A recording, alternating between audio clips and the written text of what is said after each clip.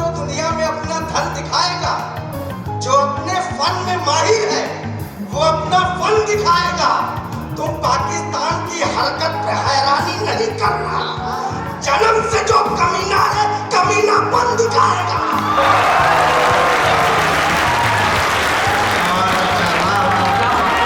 उसे पाने की है ख्वाहिश जिहादियों की तरह। उसे पाने की है ख्वाहिश जिहादियों की तरह। मोहब्बत है मेरी तूफान आंधियों की तरह। है मेरी जान तो कश्मीर की कली जैसी, उसके भाई है सब अलगाववादियों की तरह।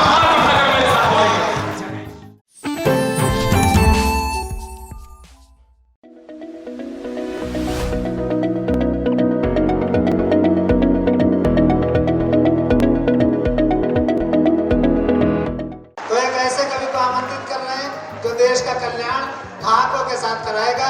दमदार बनारसी बनारस से हमारे लिए। आप सभी को नमस्कार। बाबा विश्वनाथ की धरती से आया हूँ, बाबा का प्रतिनिधि बन के आया हूँ। हमारा शहर एक ऐसा शहर है, जब आज़ादी की लड़ाई में पूरे हिंदुस्तान में तिरंगे को बैन कर दिया गया था, तो बनारस के हलवाइयों ने तिरंगी बर्फी बनाकर अपना योगदान दिया था। मैं उस शहर से आया हूँ। वही हलवाई है, ये जो वही हलवाई है, गौरव जी अभी बहुत शानदार कविता पढ़ के बैठे हैं।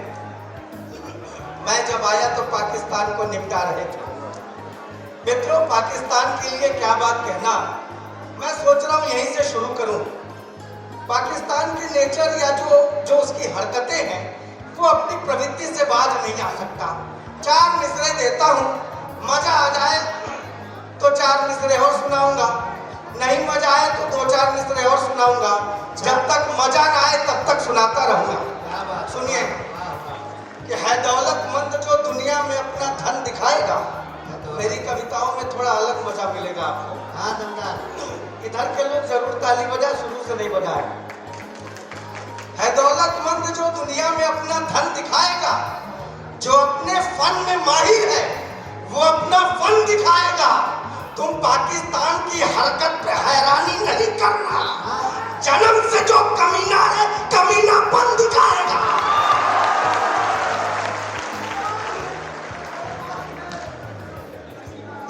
मेरा गला खराब हो गया, गाली बच्चों का गला खराब ही हो गया। हम तो उसके प्यार में पटिया से गाटर हो गए।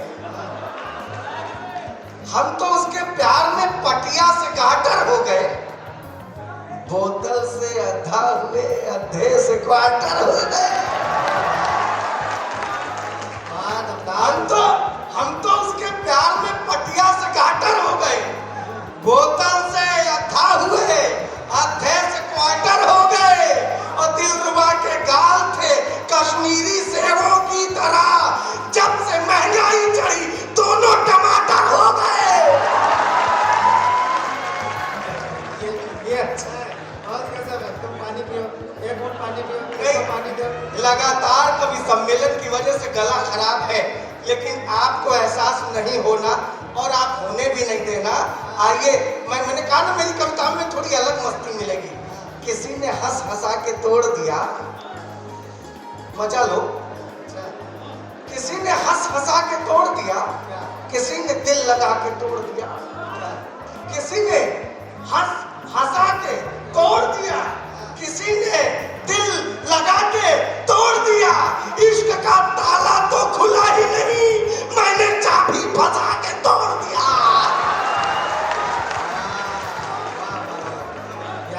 यानी किडनैप करना है, अपहरण करना है।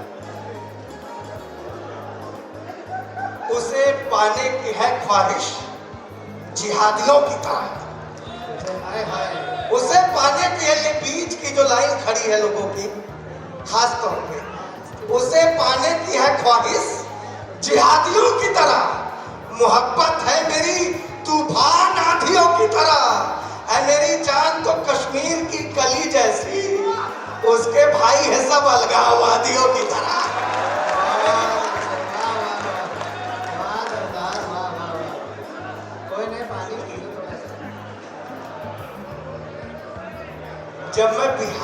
दौरा करके आया तो इन्हीं पंक्तियों को पलट के लिखा, क्योंकि बिहार में बुद्धिवर्धक चूरन चलता है। आप सब जानते हैं, बताने की जरूरत नहीं। उसे मत जानिए वफाओं की मूर्ति की तरह। नौजवान दोस्त मेरे साथ जरूर जुड़े। उसे मत जानिए वफाओं की मूर्ति की तरह। दोस्त वो रोज बदल देती है कुर्ती की तरह। और नशा तंबाकू का शायद पसंद है उसको, मसल रही है मेरे प्यार को सुरती की तरह।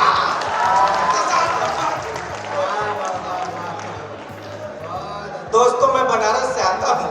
बनारस एक ऐसी नगरी है जहाँ हर किसी को एक बार जाना ही पड़ता है। अगर वो जीते जी नहीं पहुँच पाया तो घर वाले लुटिया में भर के लेके जाते हैं, लेकिन जाता जरूर है। आप देखिए ऐसी अद्भुत नगरी, लोगों के जवाब बड़े टेढ़े निकलते हैं। फर्ज कीजिए आप बनारस के जाम में फंसे हो, आगे कुछ लोग अर्थी लेके जा रहे हो और गलती से आपने पीछे से हॉर्न बजा दिया। अर्थी लिया हुआ आदमी पीछे पलट के बोलता है, ऐसे पहले जाओगे क्या? नहीं, मोदी जी जब से हमारे यहाँ के सांसद हुए हैं लगातार डेवलपमेंट हो रहा है। पहले भी चौराहे पर ट्रैफिक सिग्नल लगा हुआ करता था, लेकिन किसी का पोल टेढ़ा होता था, किसी की बत्ती भुकाया करती थी। लेकिन आजकल लाल बत्ती जलती है तो लोगों को रुकना पड़ता है, नहीं तो पता नहीं कितनी धाराओं में कितना चालान कर दिया जाए। हमारे यहाँ बहुत प्रसिद्ध चौराहा है गोदौलिया चौराहा, वहाँ की घटना बता रहा हूँ। लाल बत्ती जल रही थी, सारा ट्रैफिक रुका था। एक बुढ़िया जल्दीबाजी में रास्ता पार कर गई, ट्रैफिक हवलदार सीटी बजाता रह गया, बुढ़िया नहीं रुकी। हवलदार दौड़ के बुढ़िया के पास आया, ए दादी तब्बे से सीटी बजा रहे हैं, सुनाई नहीं दे रहा। अब बुढ़िया बेचारी रुआसी मुंह बना के बोली, ए बेटा ये उम्र सीटी सुनने का थोड़े ना।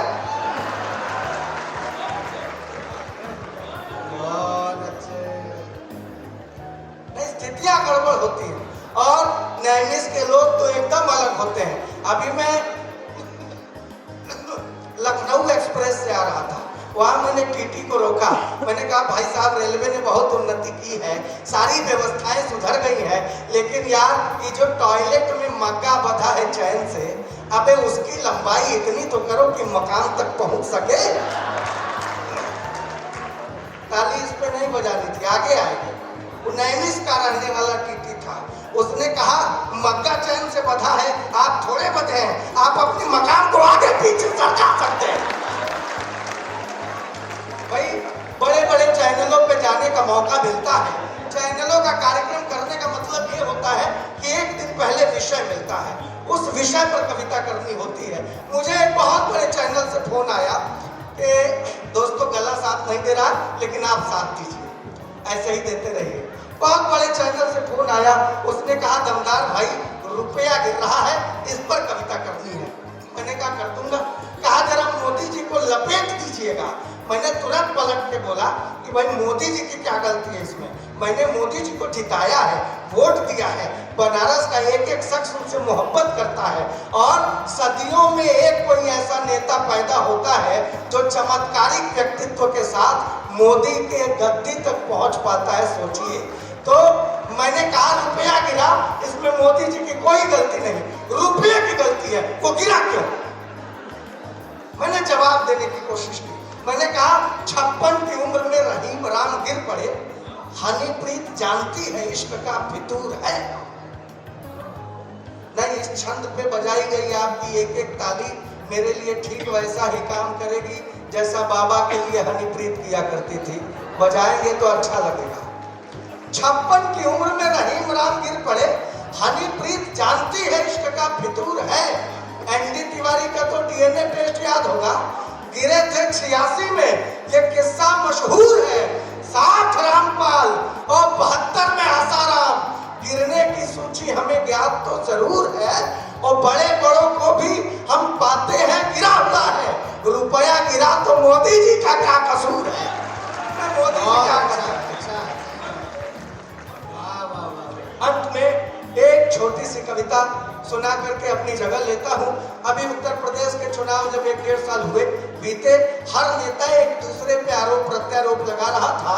वहां से मैंने एक व्यंग निकाला है, सुनिएगा। एक नेता ने दूसरे नेता पर जैसे ही गधा होने का आरोप लगाया, सारे गधों को एक साथ क्रोध आया। एक नेता ने दूसरे नेता पर जैसे ही गधा होने का आरोप लगाया, सारे गधों को एक साथ क्रोध आया। गधों के सरदार ने सिर उठाकर समझाया, ढैचो ढैचो ढैचो, लोकतंत्र की गरिमा को सस्ती लोकप्रियता के बदले मत बेचो। गधों के सरदार ने सिर उठाकर समझाया, ढैचो ढैचो ढैचो, लोकतंत्र की गरिमा को सस्ती लोकप्रियता के बदले मत बेचो। अरे हम गधे जरूर हैं, हम गधे जरूर हैं, लेकिन भाषावाद, क्षेत्रवाद, संप्रदायवाद और दंगे फसाद से कोसों दूर है। हम गधे जरूर हैं, लेकिन भाषावाद, क्षेत्रवाद, संप्रदायवाद और दंगे फसाद से कोसों दूर है। कृपा करके हमें राजनीति में न घसीटें, लोकतंत्र की पवित्र सरिता को निर्मल बहने दें। आदमी को आदमी और गधों को गधा रहने दें, आदमी को आदमी और गधों को गधा रहने दें। दोस्तों, किसने किसको माला पहना है समझ नहीं पाया। दोस्तों, मेरे बाल कभी बहुत लंबे हुआ करते थे, मुझे कटवाने पड़ गए। दरअसल दो कारण थे। एक तो आपसी झगड़े में पत्नी के हाथ में आ जाते थे, और दूसरा ये कि जुएं पड़ गई थी। तो पत्नी का तो कोई इलाज है नहीं दुनिया में, मैंने जुओं की दवा बनाई। एक एक शब्द पे आपका ध्यान चाहता हूँ, जितनी माताएं बहनें बैठी वो भी ध्यान से सुने, मेरी तरह बढ़िया बाल हो जाएंगे अगर आपने अप्लाई किया तो। चलते चलाते एक छोटी सी कविता सुनाकर जाता हूँ। वाह वाह वाह। फटे हुए बेगौर कुर्ते पायजामे से लिपटा एक विचित्र व्यक्ति, फटे हुए बेगौर कुर्ते पायजामे से लिपटा एक विचित्र व्यक्ति जुओं से त्रस्त लोगों को दिलासा दिला रहा था।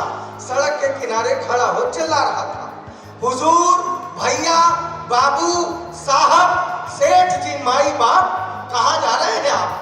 हुजूर, भैया, बाबू, साहब, सेठ जी, माई बाप, कहाँ जा रहे हैं आप? तनिक मेरी बातों पर भी ध्यान दीजिए। परंपरागत तरीके से जुए मारने की रामबाण दवा सस्ते में लीजिए। हर आने जाने वाला शख्स उसकी रसीली बातों को ध्यान से सुनता, मुस्कुराता, फिर चला जाता। आखिरकार अमावस्या के रात सियाभा वाली एक सुंदर महिला दवा बेचने वाले के पास आई, अपने चमकदार रेशमी जुल्फों में हाथ फेरती हुई इतराई, बोली, कितने पैसे हुए बताइए, एक पैकेट दवाई मुझे भी चाहिए। बहन जी, सिर्फ 1 रुपये में, सिर्फ 150 रुपये में आपका झोटा संवर जाएगा। सिर्फ 150 रुपये में आपका झोटा संवर जाएगा, दवाई खत्म नहीं होगी, जुआ मर जाएगा। महिला ने खरीद ली दवाई, खुशी खुशी अपने घर आई। जैसे ही दवा का डब्बा खोला, बस चकित रह गई।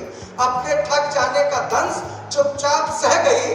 डब्बे से एक हथौड़ी, एक पत्थर और एक पर्ची निकली। डब्बे से एक हथौड़ी, एक पत्थर और एक पर्ची निकली, जिस पर लिखा था, अपने बालों की खूबसूरती को और निखारिए, जुओं को पकड़िए, पत्थर पे रखिए और हथौड़ी से मारिए।